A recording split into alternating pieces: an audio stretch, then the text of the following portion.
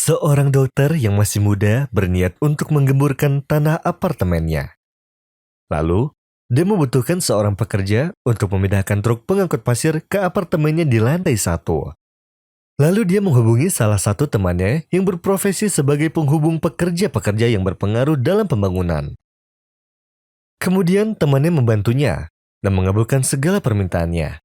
Lalu temannya mengirimkan 2 pekerja untuk memindahkan pasir ke apartemen tersebut.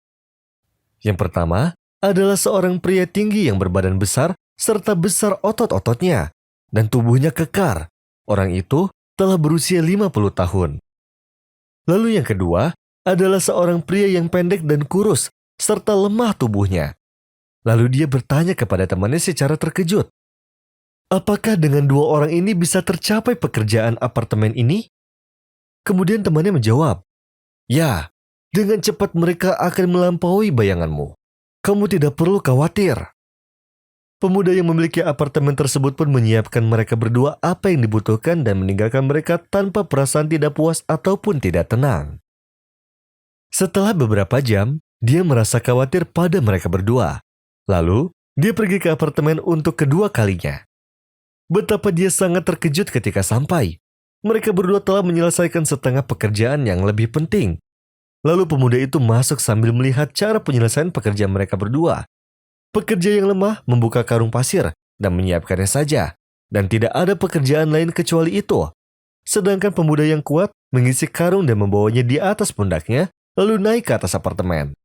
Pembagian yang tidak adil dari segi pembagian yang penting, dan bekerja keras dalam pekerjaan. Setelah itu, pemuda tersebut memberitahu mereka berdua bahwa dia akan pergi untuk membawakan beberapa minuman untuk mereka berdua dan meminta pekerja yang kuat untuk pergi bersamanya. Dalam perjalanan, dia berkata, apakah pekerja ini bekerja sebagai sewaan untukmu dengan upah per hari? Lalu dia berkata, tidak, dia teman kerjaku bagi hasil. Lalu pemuda itu terkejut dan berkata, tetapi ini tidak adil. Kamu yang bekerja keras dan bukan membuka karung serta menyiapkannya saja. Maka kenapa harus seperti itu? Lalu pekerja yang berbadan besar tersebut berkata, aku sangat tahu itu. Tetapi rizkiku sangat bergantung dengan pekerja yang lemah itu. Dan aku akan memberitahumu rahasia di dalam teman kerjaku itu. Suatu hari aku sangat membutuhkan pekerja yang lebih muda dariku. Tetapi aku tidak menemukannya. Dan ketika dia datang kepadaku, dia ingin bekerja membantuku, lalu aku pun menyepakatinya. Lalu aku memberinya upah yang kecil. Terkhusus dia mempunyai keluarga. Lalu aku memberinya 1/3 upahku. Dan aku sudah bersamanya selama beberapa tahun. Istriku tahu dengan kisah kami berdua. Lalu dia menolaknya dan memintaku untuk memecatnya. Dan aku tidak dapat menerimanya walaupun dengan upah pekerjaku yang kecil.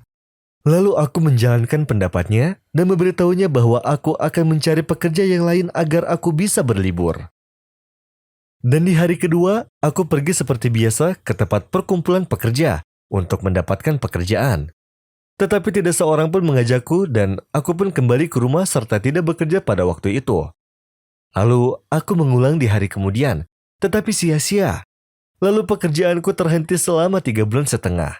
Aku duduk sambil berpikir, kenapa tidak ada satupun yang mengajakku untuk bekerja, padahal aku laki-laki yang kuat, yang dapat menyelesaikan pekerjaan sendirian yang tidak dapat dilakukan oleh banyak orang. Lalu aku pergi ke masjid untuk sholat fardu. Lalu aku sholat istiqoroh 2 rakaat. Setelah sholat istiqoroh, aku merasakan bahwa sebabnya adalah aku memecat pekerjaan orang yang lemah itu yang telah memutuskan rizkinya sebab aku menuruti istriku, yang salah menangkap tentang rizki dengan hitungan duniawi saja seperti 1 + 1 menjadi 2. Lalu aku langsung pergi ke rumah pekerja itu untuk kedua kalinya dan memberitahunya agar mempersiapkan dirinya untuk bekerja di hari selanjutnya. Aku berjanji padamu ya Ustadz, ketika kita pergi ke tempat perkumpulan pekerja-pekerja, kita orang yang pertama yang akan menyelesaikan semua pekerjaan. Dan pekerjaanku pun tidak pernah terputus 1 hari pun setelah hari itu. Lalu aku bekerja dengannya secara bagi hasil, lalu upahku bertambah, serta semakin bertambah berkah di semua kehidupanku.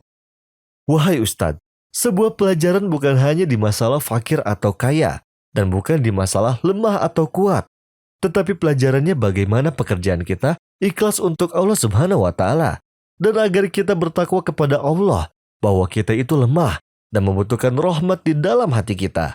Sebagaimana sabda Rasulullah Shallallahu Alaihi Wasallam, kasihanilah orang yang ada di bumi, maka kalangan yang berada di langit akan mengasihanimu juga. Dan ia bersabda, sesungguhnya Allah mempunyai kaum yang dikhususkan untuk memberikan nikmat untuk kemaslahatan hamba-hambanya.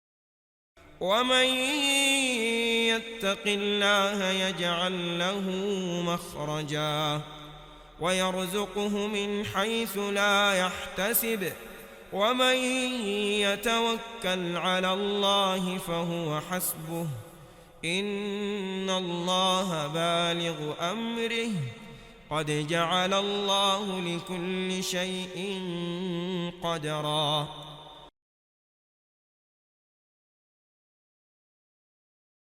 Seorang pria menikah dengan perempuan yang tidak terlalu cantik, tetapi ia mempunyai hati yang bersih dan cinta yang besar kepada suaminya. Ia selalu meminta ridhonya agar berdandan untuknya. Tetapi setiap kali ia mencoba untuk membuatnya senang dan menghadap di depannya dengan bentuk yang cantik, ia tidak menghiraukannya dan malah menyakiti perasaan istrinya. Bahkan di satu momen ia membawanya dengan paksaan untuk mencuci wajahnya dan membuatnya melihat kaca untuk melihat tingkat kecantikannya. وَقُلْ لِعِبَادِي يَقُولُوا الَّتِي هِيَ أَحْسَنُ إِنَّ الشَّيْطَانَ يَنزَغُ بَيْنَهُمْ إِنَّ الشَّيْطَانَ كَانَ لِلْإِنسَانِ عَدُوًّا مُبِينًا. Lalu sang istri pun menangis karena sedih dan putus asa, lalu tidur pada malam itu dengan perasaan yang tersakiti. Di pagi hari, sang suami pergi ke tempat pengujian untuk mengetahui hasil tesnya untuk menjadi pegawai yang handal.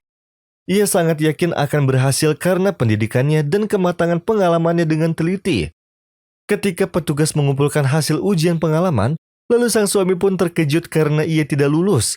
Lalu ia sangat bersedih sampai menangis. Lalu salah satu orang yang lulus mendengarnya dan berkata kepada temannya, "Jika petugas menyetujui agar aku mengundurkan diri dari pegawai ini untuk pria yang menangis ini, maka aku akan melakukannya sekarang. Dan setiap ketegaran pasti Allah menggantikannya untukku. Dan barang siapa yang menjaga perasaan seseorang, maka Allah akan menjaga perasaannya." Lalu di kesempatan itu sang suami pun mengingat bahwa ia selalu menyakiti perasaan istrinya. Lalu ia sangat menyesal dan mengetahui bahwa perbuatan yang paling besar di dunia ini adalah menjaga perasaan. Dan setelah waktu itu ia selalu memperlakukan istrinya dengan penuh cinta dan kasih sayang. Lalu ia mencapai pekerjaan yang dia tidak pernah impikan sebelumnya. قُلْ يَا عِبَادِي الَّذِينَ آمَنُوا اتَّقُوا رَبَّكُمْ لِلَّذِينَ أَحْسَنُوا فِي هَذِهِ الدُّنْيَا حَسَنَةٌ وَأَرْضُ اللَّهِ وَاسِعَةٌ إِنَّمَا يُوَفَّى الصَّابِرُونَ أَجْرَهُم بِغَيْرِ حِسَابٍ. Sakitnya mengandung dan melahirkan yang dirasakan seorang ibu pada anaknya belum pulih. Ditambah waktu bertahun-tahun dalam mendidiknya dan tidak tidur sampai larut malam karenanya. Tetapi balasan dan penghargaannya adalah kematian di tangan anaknya yang seorang pecandu. Anak ini pun berkata bahwa yang menghilangkan kebenarannya adalah sebuah kecanduan dan ia melakukan kejahatannya tanpa sadar. Aku menyesal dan tidak sadar ketika membunuh ibuku. Obat tramadol menghilangkan pikiranku dan sifat manusiawiku. Anak itu mengungkapkan dengan kata-kata sedih, sebal, dan kecewa atas apa yang ia lakukan dengan membunuh ibunya yang berumur 58 tahun. Dan bahwa ia sering memakai barang-barang yang memabukkan dari kecil, yaitu obat tramadol. Ia bekerja sebagai supir mobil angkutan yang ia miliki, kemudian menikah. Tetapi ia sudah berpisah dengan istrinya semenjak 3 tahun yang lalu. Lalu ibunya memasukkannya ke rumah sakit jiwa untuk mengobati kecanduannya setelah ia menceraikan istrinya. Ia pun berada di rumah sakit sekitar 25 hari, lalu ia keluar dari sana. Kemudian ia meninggalkan pekerjaan sopir mobilnya dan menjadi pendiam sebab krisis psikologisnya. Tubuhnya pun menjadi mati rasa dan lemah setiap waktu. Bahkan ia sampai tidak punya pekerjaan. Pada suatu waktu, terjadi perselisihan antara dia dan orang tuanya serta saudara kandungnya. Sebab ia kembali memakai obat tramadol, dan mereka menolak memberikan sejumlah uang. Di waktu pagi hari saat kejadian, ia pun meminta uang pada ibunya namun ditolak. Terjadilah debat ucapan di antaranya. Kemudian sang ibu pun meninggalkannya sendirian dalam kamar. Lalu ia pergi ke dapur untuk menyiapkan sarapan. Setelah itu sang anak berdiri di belakangnya dan menusuknya di bagian dada sebanyak 3 tusukan dengan senjata tajam yang ada di genggamannya. Lalu ia meninggalkannya dalam keadaan tenggelam darahnya. Lalu keluar rumah dalam keadaan histeris dan menangis. Setelah perkara tersebut, ia pun menyerahkan dirinya ke petugas keamanan, serta mengakui apa yang telah dilakukannya, serta senjata tajam yang ia gunakan.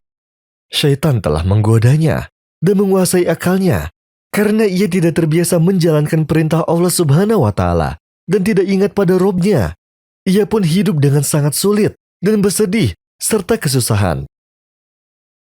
Dan barang siapa berpaling dari peringatanku, maka sesungguhnya baginya penghidupan yang sempit, dan kami akan menghimpunkannya pada hari kiamat dalam keadaan buta. ومن أعرض عن ذكري فإن له معيشة ضنكا ونحشره يوم القيامة أعمى قال رب لم حشرتني أعمى وقد كنت بصيرا قال كذلك أتتك آياتنا فنسيتها وكذلك اليوم تنسى وكذلك نجزي من أسرف ولم يؤمن بآيات ربه ولعذاب الآخرة أشد وأبقى